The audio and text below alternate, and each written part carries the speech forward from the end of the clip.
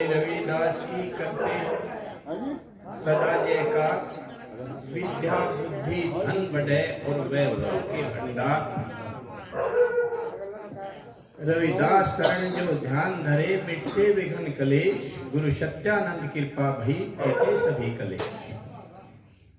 आदरणीय सभी संत महात्मा, ये सात संगत, मातृशक्तियां, बंधुवर, सभी को मेरी सत्साहित वंदना। देखिए रात भर से आप कितना बढ़िया सत्संग का आनंद ले रहे हैं, सुख मिल रहा है। और ये सुख मिला हमें भाई कंवरपाल जी की बात। इन्होंने हमें याद किया, आप लोगों के दर्शन करवा। कई वर्षों के बाद मैं यहाँ आया। इस माइक सही कर आयो। मुझे लगता है 8-10 साल तो हो ही गए होंगे। चलो बस बस बस मैं अभी इसका खुद ही ध्यान रखता। हाँ, इसका भी मैं सुन रहा था बहुत देर से, किसके पकड़ तू इस पकड़।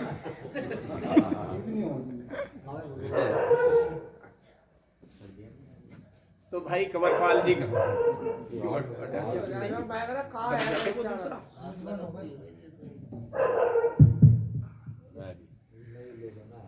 कि हम बहुत आभारी हैं कि आप सभी लोगों के संत महात्माओं के दर्शन करवाते। जैसे अभी अभी महात्मा जी ने कहा था कि संतों की शरण में आ जाकर अपना कल्याण, तो ये मौका मिल गया आप लोगों की शरण में आने का।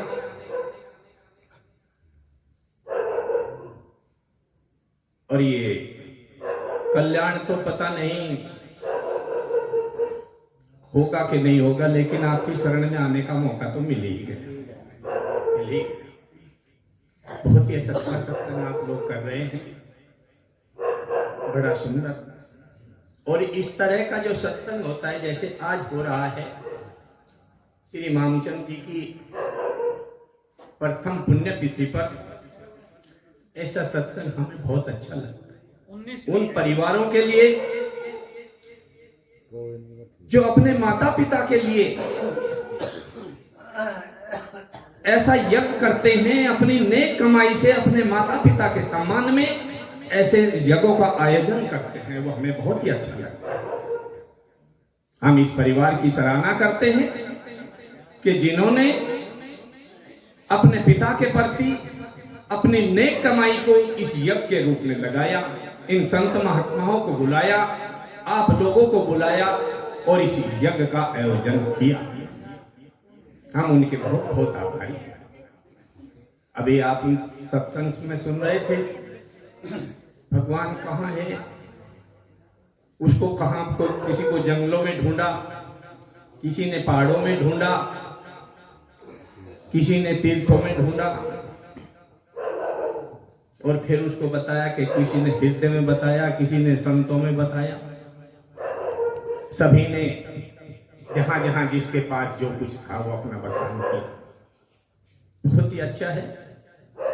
अभी अभी जो ये वाणी सुन रहे थे, इसमें भी 10 दोष तन मन वचन के बताए गए, और इसमें एक शब्द आया, अंत समय पछताते हैं। अंत समय दो तरह का है, एक तो बुढ़ापा हो के लाचार हो गया, बुढ़ापा आ गया तो लाचार हो गया, और उसके पीछे पीछे ही मौत का फैसला हो गया।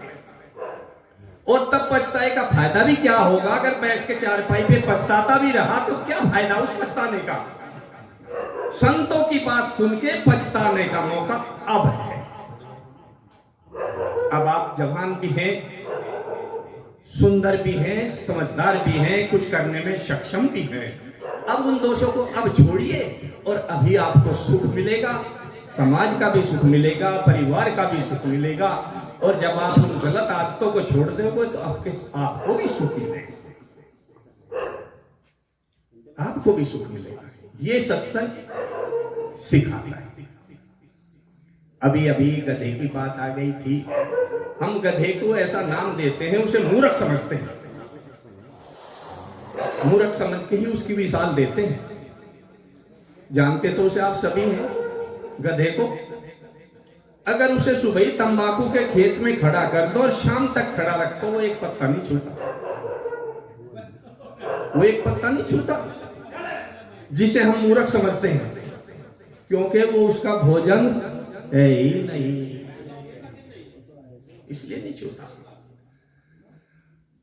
दूसरे पशुओं की भी मिसाल देते हैं, पक्षियों की भी मिसाल देते हैं इस आदमी को समझाने के लिए। नहीं तो ये पशु पक्षी हम अपने धर्म के विरुद्ध कभी नहीं जाते, कभी नहीं जाते। चाहे वो शेर है, चाहे वो गधा है, चाहे वो गीदड़ है, चाहे पक्षी है, अपने धर्म के विरुद्ध कभी नहीं जाते। जब उन्हें समय की जरूरत होती है तो वो विषय का सहारा लेते हैं, लेकिन ये मनुष्य तो ऐसा है कि इसे दो इसका तो कोई धर्म है ही नहीं, है ही नहीं। इसलिए इसे सत्संग की जरूरत पड़ी, संत महात्माओं की जरूरत पड़ी। संत महात्माओं ने भी उस चीज की जरूरत को समझा, क्योंकि ये सिरमौर होते हुए भी, भूपों का भूप होते हुए भी, और फिर भी गलत में जा रहा है, फिर भी गलत काम करता है। इसलिए इसे सत्संग की जरूरत महात्माओं ने समझी और अपनी वाणियों के द्वारा इसे समझाने का, संभालने का प्रयास किया। बहुत ही अच्छी बात है, रात भर से सत्संग होता रहा, सुनते रहे, सारी वाणियां आप लोगों ने सुनी। मेरे अपने विचार से इतनी वाणियां सुनने के बाद आप जहां टिक सकते हैं अपने आप को टिकाइए, जहां जिसको कुछ अच्छा लगा हो। लेकिन मेरे अपने विचार से सत्संग तो करते रहिए, लेकिन अपने माता पिता की, जो मर गए उनका तो यज्ञ किया जा रहा है, लेकिन सौभाग्य उनका है जिनके माँ बाप जिंदे हैं, वे उनकी सेवा करें, वे उनकी सेवा करें। बहुएं अपने सास ससुर की सेवा करें। परमात्मा को फिर ढूंढ लियो, चाहे पत्थरों में जाकर ढूंढ लियो, चाहे, और नहीं पत्थरों की भी बात है, वहां देखा नहीं है, कोई लेट लेट के जा, कोई बैठ बैठ के जा, कोई जय माता की जय माता की इतने चिल्लावे जिसका कुछ भी नहीं, वो सबसे ज्यादा चिल्लावे जिसके माँ बाप घर बैठे मक्खी मार के, वो सबसे ज्यादा चिल्लाता है। नहीं, मेरा कहने का मतलब है, रे जिंदा वो भगवान है। अभी उसने एक साखी कही थी जगबीर ने, माता पिता से ये शरीर मिलता है, हम उसी के द्वारा तो इस संसार में आए, इस संसार को देखा, उसके बाद हम गुरु के पास गए, पढ़ाई लिखाई हुई जो कि माता पिता के आश्रय में हुई, और का तो मुझे पता नहीं, मैं बेकार आदमी हूं आप लोगों के सामने खड़ा, कुछ काम का नहीं, दाम का नहीं, आपकी रोटी खाऊं, अपना गुजारा करूं। लेकिन ये जो ताकत मिली बोलने की, समझने की, कुछ करने की, ये मेरे माँ बाप की ताकत है, मेरे गुरु की भी ताकत नहीं है। गुरु के पास तो जब पहुंचा दी 40 साल का हो गया, पढ़ा लिखाया माँ बाप ने, सरकार में हिस्सेदार बना दिया, ये मेरे माँ बाप की ताकत है। सभी के माँ बाप पढ़ाते हैं, लिखाते हैं, कुछ मेरे साथ स्पेशल किया, आपके साथ भी हुआ है, आपको भी पाला पोसा है, इसलिए वो चीज भूल जाने की नहीं है। उन्हें भूलिए नहीं, उनकी सेवा कीजिए। संत महात्मा आते हैं आपके दरवाजे पे, उनकी सेवा कीजिए, आपस में भाईचारा रखिए, प्यारा बोलिए, मीठा बोलिए, मीठा बोलिए, यही सबसे बड़ा सूत्र है। अगर आपके रिश्तेदार के पास या किसी मिलने वाले को कोई दिक्कत है, कुछ दुख है, कोई बीमारी है, आप उसकी सहायता पैसे से नहीं कर सकते, कोई बात नहीं, लेकिन उसके पास जा तो सकते हो। वो तो चलने के लायक है नहीं, क्योंकि वो तो बीमार है, लेकिन अगर आप स्वस्थ शरीर से हो तो आप तो जा सकते हो। आप उसे जाके इतना ढांढस दे सकते हैं, भाई घबरा नहीं, सतगुरु महाराज परमात्मा सब ठीक करेगा, तो चिंता न कर, आधी बीमारी ठीक हो जाएगी, आधी बीमारी ठीक हो जाएगी। उसे पता लगेगा कि कोई मेरा है। जो ये कहते हैं कि यहाँ कोई किसी का नहीं, कई वाणियां इस तरह की आती है, नहीं सब छोड़ के चले जाएगा, कोई नहीं तेरा, हाँ अंत में सब यही रह जाएगा। अरे अंत में ही तो रह जाएगा, लेकिन चुप है। अब आपके पास शरीर सुंदर करने की ताकत, अगर धन भी है और उसके साथ बुद्धि भी है तो बहुत ही बढ़िया, उससे अच्छे काम करो ना, किसी की सहायता करो, किसी के बच्चे को पढ़ाओ, अपने बच्चों को पढ़ाओ, आज का दौर ऐसा हो रहा, आज का बच्चा जो है कुछ गलत दिशा की तरफ भाग रहा है, नशे की तरफ भाग रहा है। पता नहीं माँ बाप ध्यान नहीं रख पाते, या उसे सोबत ही कुछ ऐसी मिलती है, कुछ का कारण है। तो इसीलिए हमें वर्तमान में जीना चाहिए। जो आपके पास है उससे किसी दूसरे की सहायता करिए, खुद की सहायता करिए। खुद की सहायता तभी होगी जब आप अच्छा काम करेंगे, तो खुद की सहायता हो रही है और उससे दूसरों को सुख मिलता है। सारे दिन आप काम करते हैं, शाम को जब आप अपने बिस्तर में जाते हैं तो वो सोचिए कि मैं सारे दिन काम किया, क्या मेरे करने से किसी को सुख मिला?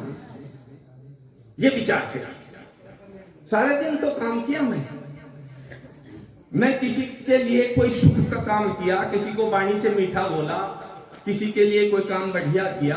अगर उनके लिए नहीं किया, अपने घर वालों के सोच लियो, किसी को बाहर वालों के लिए नहीं हुआ, तो क्या घर वालों के लिए कोई सुख दे पाया मैं? ऐसा विचार करके अगर नहीं कर पाए तो करने की कोशिश करो, अच्छा करो, प्यारा बोलो, मीठा बोलो। और सत्संग आप लोग रोज सुनते ही रहते हैं भाई, उसके बारे में आपका ज्ञान बहुत है, बहुत ज्यादा है। उसमें अगर आप कहीं भगवान को ढूंढना चाहते हैं तो ढूंढ लेना, वो आपकी राजी की बात है। लेकिन मैं तो यहाँ जिंदा स्वर्ग में क्या क्या मिलेगा ये बताने वाले लाखों फिरे हैं, इस धरती पे कैसे है रहना ये बताने वाला कोई नहीं। हमें तो इस धरती का पता है, न पीछे का पता और न आगे का पता कि कहाँ जाएंगे। लेकिन जो वर्तमान है उसमें अच्छा करिए, अच्छा बोलिए, दूसरों की सेवा कर सको तो करिए। इन्हीं शब्दों के साथ आप लोगों से माफी चाहते हैं। आप लोगों ने ये समय दिया, बहुत ही अच्छी बात है, हम आपके आभारी हैं। इस यज्ञ का फल आपके सभी परिवारों को मिले। आपने दूर दराज से आके किराया भाड़ा कर रहे हैं, समय का दान दिया, परिवार को छोड़ के आए। सतगुरु महाराज आपके परिवार में सुख दे, आपके बच्चे पढ़ें लिखें कामयाब हों, उन्हें रोजगार मिले, नौकरी मिले, आपका जीवन सफल हो। सत्संग।